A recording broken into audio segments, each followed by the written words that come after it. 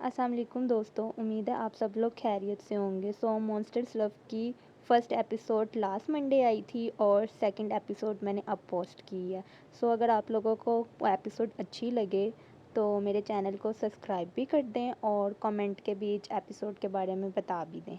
तो आइए चलें करते हैं शुरू एपिसोड को। महक जो कब से नूर का काम कर रही थी, नूर के फ़ोन की बेल पर मुतवज्जा हुई थी। नूर यार, कब से तुम्हारा फ़ोन सर खा रहा है, उठा लो। महक ने सर पर हाथ रखते हुए कहा। तुझसे तो कम ही खा रहा है, नूर ने फ़ोन उठाते हुए कहा तो महक ने इसे घूरी से नवाजा। हेलो, अस्सलाम वालेकुम, आप साइकोलॉजिस्ट नूर बात कर रही हैं? सामने से बोला गया। वालेकुम अस्सलाम, जी मैं ही बात कर रही हूँ। आप कौन? देखिए मैम, मैं अहमद बात कर रहा हूँ, वकील शयान शाह का सेक्रेटरी। शयान शाह को तो जानती होंगी आप, नूर के कुछ बोलने से पहले वो बोला था। जी जी मैं जानती हूँ। खैर आपने मुझे क्यों कॉल की है? मैम वो एक मुजरिम है जो ख़ुद को पागल ज़ाहिर कर रहा है, लेकिन हमें नहीं लगता कि वो पागल है, तो बस इसी सिलसिले में। चलें ठीक है, मैं कल सुबह आ जाऊँगी, नूर ने कुछ सोचते हुए बोला। चलें ठीक है, फिर सुबह मुलाकात होती है, खुदा हाफिज़। चलें ठीक है, अल्लाह हाफिज़। सामने से ही कॉल बंद की गई थी। कौन था? कॉल बंद होते ही महक ने पूछा। अहमद, शयान शाह का सेक्रेटरी था, नूर ने फ़ोन रखते हुए कहा। तो क्या कह रहा था? अगला सवाल पूछा गया। कुछ नहीं, बस किसी मुजरिम को चेक करवाना था। अच्छा खैर, काम हो गया? नूर ने इसे लैपटॉप लेते हुए पूछा। हाँ जी मैडम, हो गया और अब मैं जा रही हूँ, महक ने उठते हुए कहा।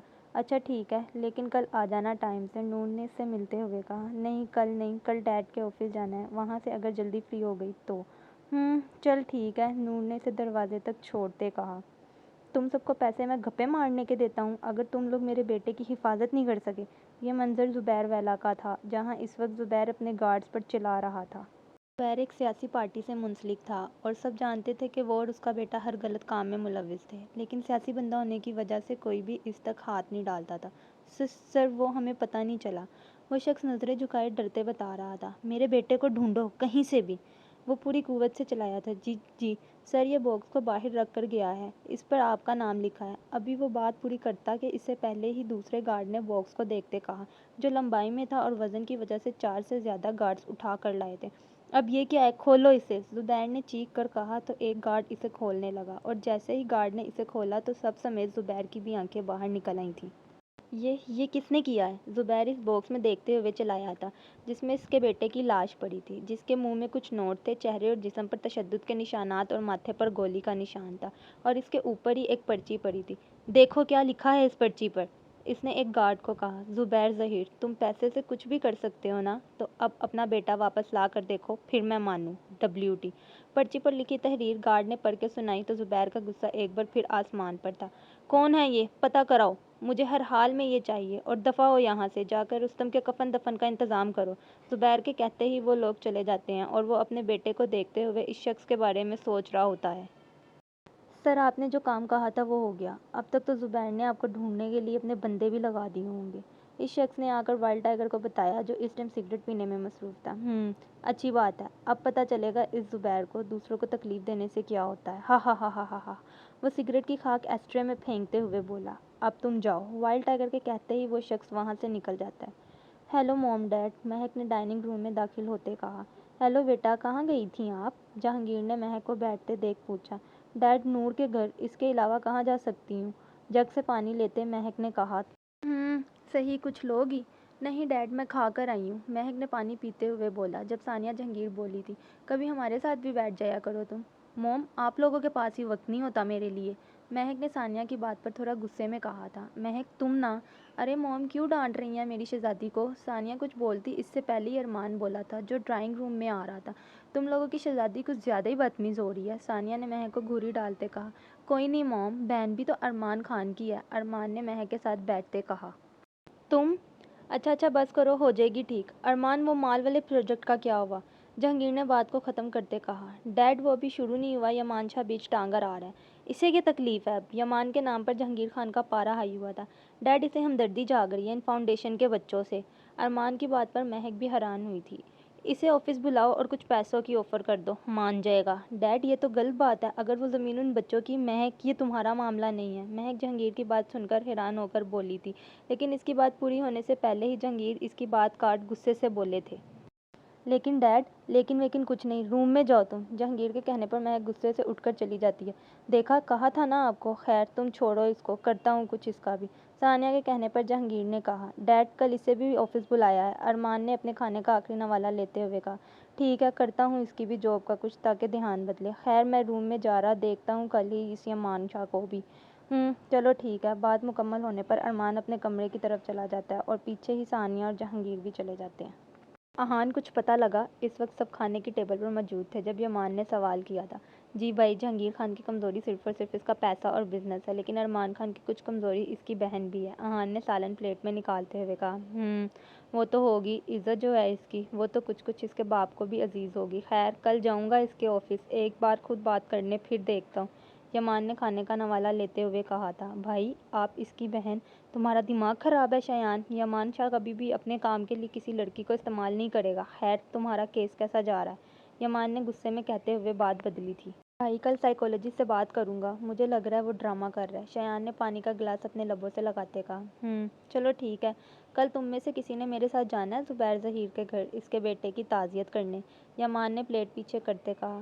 بھائی میں نے تو جانا ہے ویسے بھی، احان نے بھی گلاس رکھتے ہوئے کہا۔ اچھا چلو ٹھیک ہے، میں ہی چلا جاؤں گا، یمان نے اٹھتے ہوئے کہا۔ یار بھائی یہ ڈیول کبھی ہنستا بھی ہے؟ یمان کو جاتا دیکھ موسیٰ شرارتی انداز میں بولا تھا۔ بیٹا ہنسنے کا تو پتہ نہیں، پر پیٹتا ضرور ہے، اور اگر تو اب بھی اپنی ڈیوٹی پر نہ گیا تو تجھے ہی پیٹے گا، احان نے بھی موسیٰ کے ہی انداز میں کہا تھا، جس پر شایان حیران تھا۔ جی پتہ ہے، جا رہا ہوں۔ یہ کیا چکر ہے؟ موسیٰ غصے میں کہتا برتن لے کر گیا تو اسے جاتا دیکھ شایان نے حیرت سے پوچھا۔ ارے برو، جناب کو پھر ماسٹر شیف بننے کا شوق چڑھا تھا، تو بھائی نے 10 دن کے برتن اس ماسٹر شیف کے ذمہ لگائے ہیں، ہا ہا ہا ہا ہا، احان نے شایان کی طرف جھکتے ہوئے بڑی رازداری سے کہا تھا، جس پر دونوں کا قہقہ بلند ہوا تھا، لیکن اس سے پہلے موسیٰ غصے میں کچھ کہتا شایان بات بدل گیا۔ اچھا خیر، تو نے آفس آج فون کیا تھا؟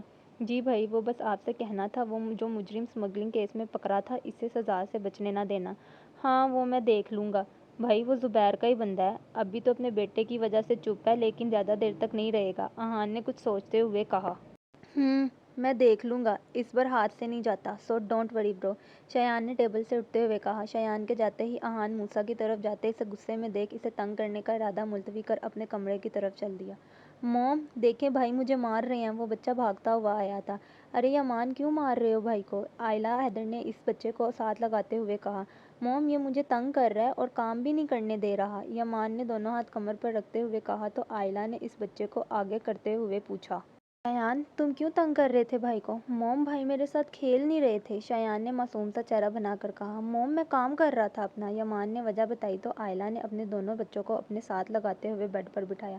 تم دونوں میری بات سنو، آج یہ آخری دفعہ تھا جب تم دونوں لڑے ہو، آج کے بعد نہیں، یمان تم بڑے ہو نا اس لیے ہمیشہ اپنے بھائی کا دھیان رکھو گے، اور شایان تم بھائی کو تنگ نہیں کرو گے، اور تم دونوں ایک دوسرے کی ہر حال میں مدد کرو گے، وعدہ کرو ایک دوسرے کے ساتھ ہمیشہ پیار سے رہو گے۔ وعدہ موم، آئلہ نے کہہ کر اپنا ہاتھ آگے کیا تو دونوں نے بآواز کہہ کر اس پر اپنے ہاتھ رکھ دیے، جس پر آئلہ نے اپنے دونوں بیٹوں کو اپنے سینے سے لگایا۔ دیکھیں موم، ہم آج بھی اپنا وعدہ نبھا رہے ہیں، لیکن موم آپ اور ڈیڈ دونوں اپنے وعدے سے پھر گئے تھے نا؟ تاروں بھری رات میں آج پھر وہ اپنے کمرے کے ٹیرس میں بیٹھا اپنی وہی پرانی سوچوں میں گم تھا، وہ اکثر ایسا ہی کرتا تھا اور پھر ساری رات سو نہیں پاتا تھا۔ سوچیں اور یادیں اکثر اوقات انسان کو اتنا تھکا دیتی ہیں کہ وہ چاہ کر بھی ان سب سے پیچھا نہیں چھڑوا سکتا، اور کچھ سوچیں اور یادیں کسی ڈراؤنے خواب سے بھی زیادہ بری ہوتی ہیں۔ خواب تو پھر بھی آپ کے اٹھ جانے پر ختم ہو جاتا ہے، مگر سوچیں اور یادیں تو اٹھنے پر ہی شروع ہوتی ہیں، اور کتنی عجیب بات ہے نا، انسان کو سب سے زیادہ تکلیف بھی انہی سے ہوتی ہے، یہی انسان کو اندر ہی اندر ختم کر رہی ہوتی ہیں، مگر انسان چاہ کر بھی ان کو ختم نہیں کر سکتا، پھر چاہے خود ختم کیوں نہ ہو جائے۔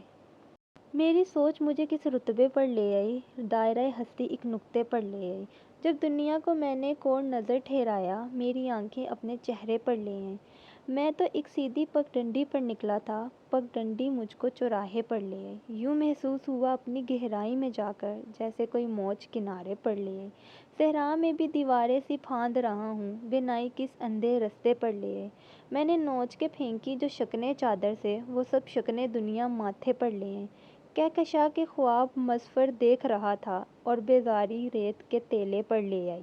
तो दोस्तों कैसी लगी आपको आज की एपिसोड, कमेंट करके ज़रूर बताएं और न्यू वीडियो के लिए बेल आइकॉन को क्लिक कर दें। सो नेक्स्ट एपिसोड तक के लिए अल्लाह हाफिज़, अपना बहुत सारा ख्याल रखें और मुझे सपोर्ट करते रहें। Thanks for watching.